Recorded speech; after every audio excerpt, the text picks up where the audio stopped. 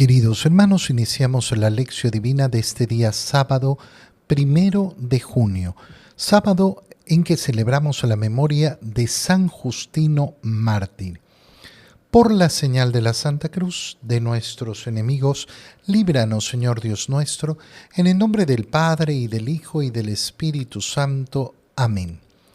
Señor mío, Dios mío, creo firmemente que estás aquí, que me ves, que me oyes.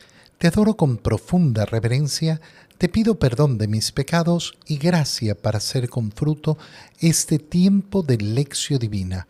Madre mía Inmaculada, San José, mi Padre y Señor, Ángel de mi guarda, interceded por mí.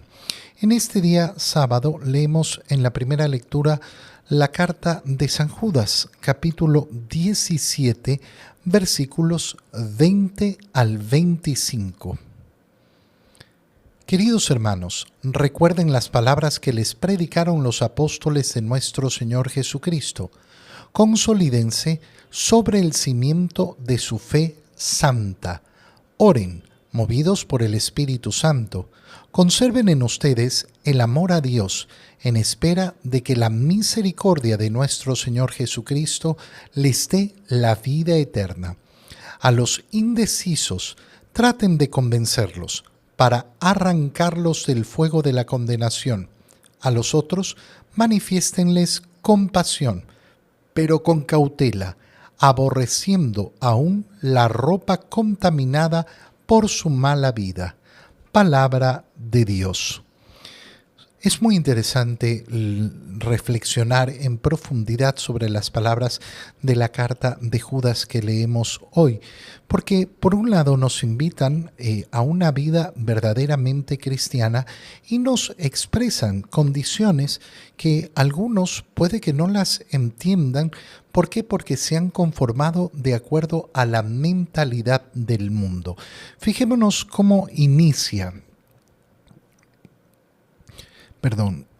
Fijémonos cómo inicia esta parte de la carta de San Judas. Estamos hablando del apóstol Judas, estamos hablando de Judas Tadeo, no de Judas Iscariote, porque lógicamente Judas Iscariote se suicidó el día de la pasión del Señor. Recuerden, en primer lugar, las palabras que les predicaron los apóstoles de nuestro Señor Jesucristo. ¿Qué es lo que tenemos que hacer en primer lugar para vivir una vida verdaderamente cristiana? Recordar la palabra predicada, no la palabra inventada por cada uno. Siempre tenemos que ir a la base de qué, de los apóstoles. Qué importante es recordar siempre la fe católica, la fe cristiana. ¿Qué tiene que ser? Una fe apostólica. Si no es una fe apostólica, entonces no es cristianismo, no es ser católico. ¿Por qué? Porque no se trata de cada uno inventándose lo que le da la gana. Se trata de recordar las palabras predicadas por los apóstoles. Y esas palabras predicadas por los apóstoles son el cimiento de mi fe. Porque si no, entonces yo termino creyendo lo que me da la gana. Bueno, pero para creer lo que me da la gana, entonces, ¿para qué voy a pertenecer a la iglesia? ¿Para qué voy a decir que soy de Cristo? Lamentablemente esta es la actitud de muchísimos, que inventan simplemente la fe a su conveniencia, lo cual termina siendo una gran prisión, porque creer en el Señor significa justamente liberarnos, y liberarnos, entre otras cosas, de nosotros mismos, de nuestros propios errores, de nuestras propias limitaciones, de nuestras propias carencias. Entonces, qué bonito es efectivamente escuchar. Recuerden, las palabras que predicaron los apóstoles, no de cualquiera, sino de nuestro Señor Jesucristo. Y entonces, recordando esas palabras, consolídense sobre el cimiento de su fe santa. consolidarse. ¿Qué significa consolidarse? Que en la medida que yo vivo verdaderamente la fe, en la medida que yo me baso en las palabras de los apóstoles, ¿qué va ocurriendo?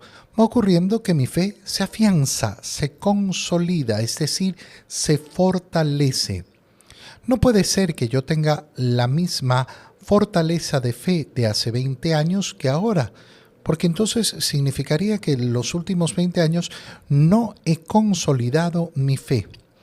Cuando nosotros escuchamos la palabra de Dios, nos dice siempre, haz la prueba y verás. Haz la prueba y entonces verás.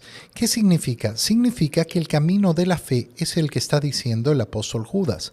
En la medida que nosotros vamos a la palabra predicada por los apóstoles, no a la que nos queremos inventar, ¿qué ocurre con mi fe? Que se consolida, se fortalece, es decir, que cada vez gano mayor seguridad. Por eso, cuando me enfrento a dudas de fe y a problemas de fe, ¿con qué me voy a encontrar? Con una fe mucho más robusta, con una fe mucho más consolidada. Cuando tú ves, en cambio, una persona que ha sido católico toda su vida y ya en su mayoría de edad, en su vejez, muchas veces decide abandonar la iglesia. ¿Qué pasó con esa persona? ¿Qué ocurrió? Bueno, ocurrió algo muy sencillo. Ocurrió que no consolidó verdaderamente su fe. ¿Cómo consolido mi fe? Creciendo en el entendimiento de la palabra. Buscando efectivamente los medios de formación. Ya lo decíamos en esta semana. ¿Cómo hay que cuidar nuestra fe? ¿Cómo hay que proteger nuestra fe? Por eso yo no puedo ponerme a consumir todo lo que me da el mundo, ¿no? Voy a elegir bien para justamente consolidar esa fe que es santa, porque tengo que cuidarla. Y entonces, ¿eso a qué me lleva? A una primera vivencia espiritual. Oren, movidos por el Espíritu Santo. Es decir, ¿dónde se consolida la fe? En una vida de oración. Cuando no hay una vida de oración, difícilmente voy a consolidar la fe, difícilmente voy a fortalecer la fe. No, tiene que haber vida de oración. Para tenerlo claro, aquellas personas que dicen, yo soy malo para orar, pero a mí lo que me gusta es servir al prójimo y ayudar, a mí cuando me llaman a alguna acción, ahí estoy yo presente. Qué bueno, hermano mío. Pero resulta que la oración no es optativa. Lo repito, la oración no es optativa. La oración es indispensable, imprescindible para el camino de fe. Tenemos todo el campo abierto para elegir cada uno de nosotros cómo realiza su vida de oración. ¿Dónde realizamos en primer lugar esa vida de oración? Participando de la Santa Misa, que es la oración de Jesucristo que se ofrece al Padre. Pero lo que no puede existir de ninguna manera es una vida que se quiere llamar cristiana de Cristo, donde no hay oración. Conserven en ustedes el amor a Dios.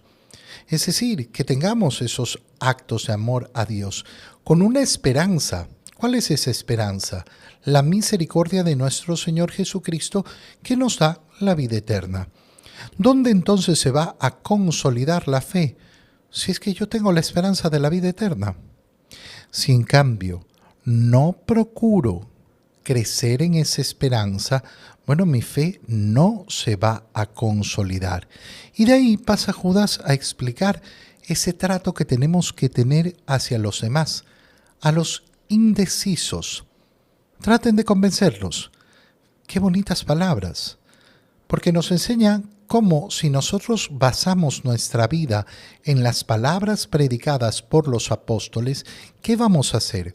Convertirnos en apóstoles. También nosotros. ¿Y el apóstol qué quiere? Convencer.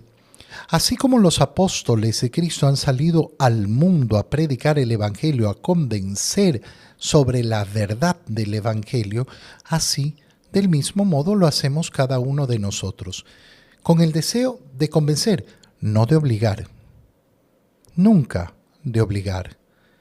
Nunca de obligar, sino de convencer. ¿Por qué? Porque siempre es importante recordar que la invitación de Dios es esa, siempre invitación. Queremos convencerlos para arrancarlos del fuego de la condenación. A los otros. ¿A qué otros? No a los que están indecisos, sino a los que están en contra. Una cosa son los indecisos, otras son los que están en contra, los que han decidido vivir en contra de Dios. Manifiéstenles compasión. Compasión. Qué bonita es la compasión, qué bonito es efectivamente no llenarse de juicios a las demás personas, no llenarse de recriminaciones a las demás personas, sino tener compasión, es decir, ser capaz de ponerme en los pies del otro. Tratar de entender al máximo. Pero ese tratar de entender al máximo, que es la base de la tolerancia, mira cómo Judas lo presenta al final, pero con cautela, aborreciendo aún la ropa contaminada por su mala vida. Estas palabras son tremendas. ¿Por qué? Porque nos está diciendo, sí, claro, con compasión hacia aquellos que no están del lado del Evangelio, aquellos que decididamente están en contra de Cristo, en contra del Evangelio, pero con mucha atención, no haciéndonos uno con ellos, aborreciendo aún la ropa contaminada por su mala vida. ¿Qué significa? Que efectivamente tenemos que marcar una distancia que carece entonces de cercanía, de afectividad, de buen trato. No, si ya lo ha dicho con claridad, sean compasivos, pero no haciéndose uno más de ellos, sino efectivamente teniendo ese deseo profundo de convencer con nuestro amor, con nuestro cariño y sobre todo con la palabra predicada por los apóstoles. En el Evangelio, leemos el Evangelio de San Marcos, capítulo 11, versículos 27 al 33. En aquel tiempo Jesús y sus discípulos llegaron de nuevo a Jerusalén. Y mientras Jesús caminaba por el templo, se le acercaron los sumos sacerdotes, los escribas y los ancianos y le preguntaron: ¿con qué autoridad haces todo esto? ¿Quién te ha dado autoridad para actuar así? Jesús les respondió: les voy a hacer una pregunta. Si me la contestan, yo les diré con qué autoridad hago todo esto. ¿El bautismo de Juan era cosa de Dios o de los hombres? Contéstenme. Ellos se pusieron a razonar entre sí. Si le decimos que de Dios nos irá, entonces, ¿por qué no le creyeron? Y si le decimos que de los hombres, pero como le tenían miedo a la multitud, pues todos consideraban a Juan como verdadero profeta, le respondieron a Jesús: no lo sabemos. Entonces Jesús les replicó: pues tampoco yo les diré con qué autoridad hago todo esto. Palabra del Señor. ¿Dónde surge la escena del Evangelio que estamos leyendo? Surge en la llegada de Jesús a Jerusalén. Recuerda que en los últimos días, ayer no hicimos las lecturas correspondientes de la feria porque estábamos celebrando esa fiesta de la visitación de María. En los últimos días estábamos viendo cómo Jesús iba camino de Jerusalén, habiendo ya hecho el tercer anuncio de la pasión. Después pasó por Jericó. A la salida de Jericó se encontró con Bartimeo. Ha llegado Jesús a Jerusalén y se produce en esa visita a Jerusalén, que es la última visita a Jerusalén, esa expulsión de los mercaderes del templo. la expulsión de los mercaderes del templo, como el Señor se llenó de una furia santa para efectivamente hacer respetar el templo de Dios. Y entonces ahí es donde surge el evangelio que acabamos de leer. Llegaron a Jerusalén y mientras caminaba por el templo se acercaron los sumos sacerdotes para preguntarle: ¿con qué autoridad haces todo esto? ¿Quién te ha dado autoridad para actuar así? ¿Has escuchado esta pregunta realizada en nuestros tiempos? Porque es clásica. Es clásica, la podemos encontrar muchísimo. Cuando nosotros analizamos el tema de la autoridad, bueno, vamos a ver que justamente uno de los ataques más profundos que ha habido a la fe, ataques que vienen del demonio, ha sido justamente el ataque a la autoridad. La autoridad es algo que el demonio aborrece. Si tú analizas qué es lo que ha ocurrido desde la reforma protestante de Lutero, ¿qué fue lo que se atacó? ¿Qué fue lo que atacó Lutero? De donde surgieron efectivamente la mayoría de denominaciones cristianas separadas de la Iglesia. Bueno, lo que hubo es un ataque contundente a la autoridad de la Iglesia. ¿Qué es lo que no aceptó Lutero? Lo que no aceptó Lutero es la autoridad de la Iglesia. Es todo el camino contrario del que recorrió San Agustín. San Agustín, que tuvo una madre santa, Santa Mónica, que le enseñó sobre Jesucristo, siempre creyó en Jesucristo, pero no creía en la Iglesia, no creía en la autoridad de la Iglesia. Cuando nosotros hablamos de esa famosa conversión de San Agustín, ¿de qué estamos hablando? Del paso entre no creer en la Iglesia y creerle a la Iglesia. No es un paso entre no creer en Jesús y creer en Jesús, porque San Agustín siempre estuvo buscando a Jesús, pero estaba convencido, como hoy en día están tantos convencidos, que iba a encontrar a Jesús en cualquier lugar, menos en la Iglesia Católica, menos ahí. La rendición del alma ante Dios de San Agustín es justamente reconocer la autoridad de la Iglesia. Y por eso la autoridad es algo tan enorme, tan bello, tan importante. Pero resulta que la autoridad tiene que ser reconocida por mí. Si me imponen la autoridad, entonces se vuelve autoritarismo. La Iglesia tiene autoridad para predicar la palabra de Dios. Pero si la Iglesia impone a cualquier persona la palabra de Dios, entonces se ha vuelto autoritaria. Y eso no sirve. Lo acabamos de decir, siempre es invitación. Siempre es invitación. ¿Y de quién depende entonces? Depende que yo acepte. Yo soy el que tengo que aceptar la autoridad de la Iglesia. Y en la autoridad de la Iglesia aceptar la autoridad de Jesús. Pues bien, ¿qué es lo que están diciéndole estos sumos sacerdotes, escribas, ancianos, fariseos? Le están diciendo a Jesús, ¿cuál es tu autoridad? ¿Dónde radica tu autoridad? La pregunta de Jesús va en la línea justamente de demostrarles que si ellos no quieren reconocer la autoridad de Jesús, es por un problema de ellos. No es por la ausencia de autoridad que tiene Cristo, sino porque ellos son incapaces de reconocer su autoridad.